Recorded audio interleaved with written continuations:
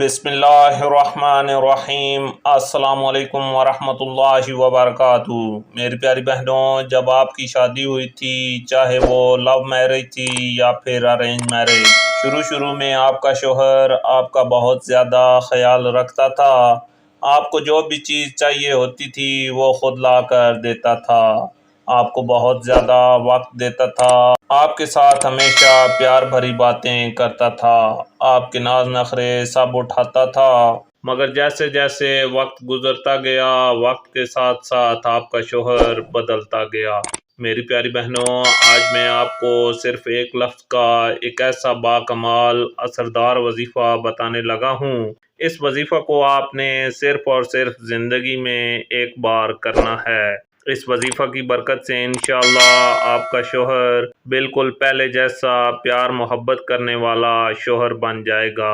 آپ کا شوہر آپ کی ہر بات مانے گا، آپ کے ناز نخرے بھی اٹھائے گا۔ میری پیاری بہنوں، آپ نے صرف اس ایک لفظ کو پڑھ لینا ہے۔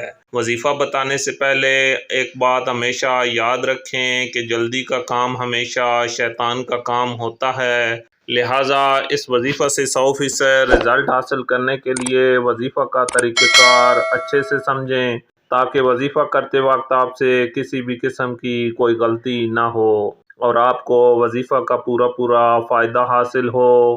میری پیاری بہنوں، یہ وظیفہ بہت ہی جلدی اثر کرنے والا وظیفہ ہے۔ اس وظیفہ کو صرف آپ نے زندگی میں ایک بار ہی کرنا ہے۔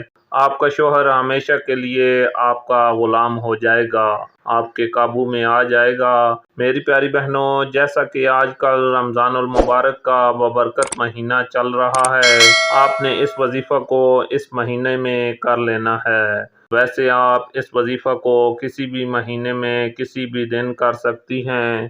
وظیفہ کے لیے سب سے پہلے اچھی طرح وضو کر کے آپ نے جائے نماز پر قبلہ رخ ہو کر دو زانو ہو کر بیٹھ جانا ہے اور بسم اللہ الرحمن الرحیم پڑھ کر 11 دفعہ درود شریف کو پڑھنا ہے۔ درود شریف آپ کوئی سا بھی پڑھ سکتے ہیں، بس آپ کو اچھے سے آتا ہو۔